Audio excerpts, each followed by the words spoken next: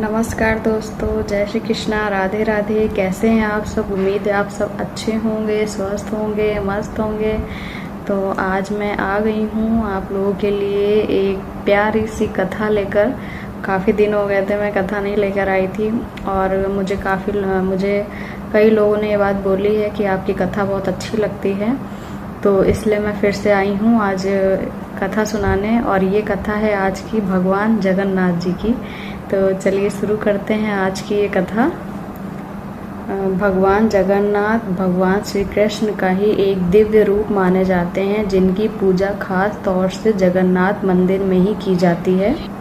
उनकी कथा बहुत ही रोचक और भक्ति भाव से भरी हुई है। तो शुरू करते हैं ये कथा, भगवान जगन्नाथ जी की मूर्ति की कथा।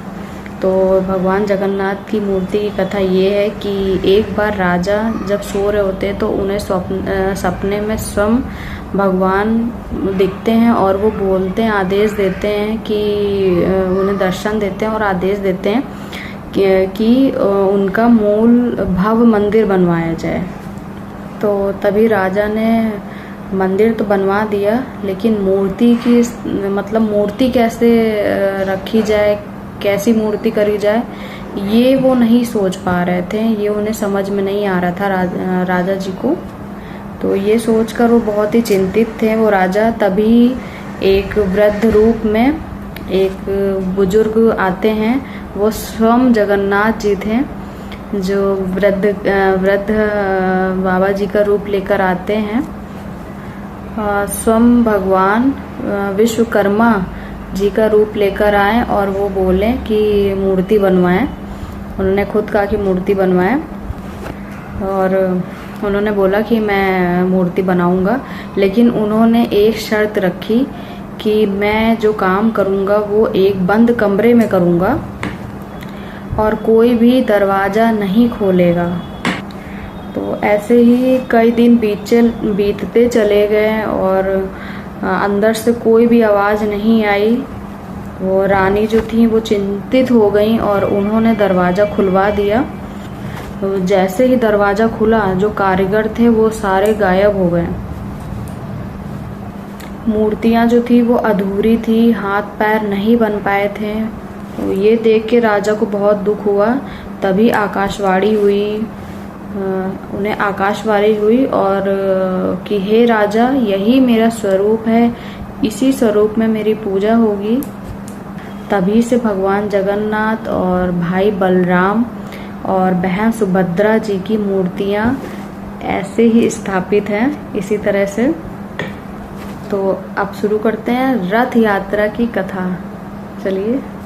हर साल पुरी में एक भव्य रथ यात्रा निकलती है, जिसमें भगवान जगन्नाथ और बलराम जी और सुभद्रा तीनों बैठकर रथों में बैठकर नगर भ्रमण करते हैं। मान्यता है कि इस दिन भगवान स्वयं अपने भक्तों के बीच में आते हैं और जो भी सच्चे मन से रथ को खींचता है उसे विशेष आशीर्वाद मिलता है। अब शुरू करते हैं कृष्ण लीला से जुड़ी कथा। एक और कथा के अनुसार भगवान श्री कृष्ण जब द्वारका में थे तो वो अपनी बाल लीलाओं को याद करके भावुक हो जाते थे। उनकी यही भाव भूमिका, बड़ी आंखें, अलग रूप, यही जगन्नाथ जी के स्वरूप में दिखाई देती है। इस कथा से हमें क्या संदेश मिलता है? इस कथा से हमें ये संदेश मिलता है, भगवान रूप में नहीं भाव में बसते हैं।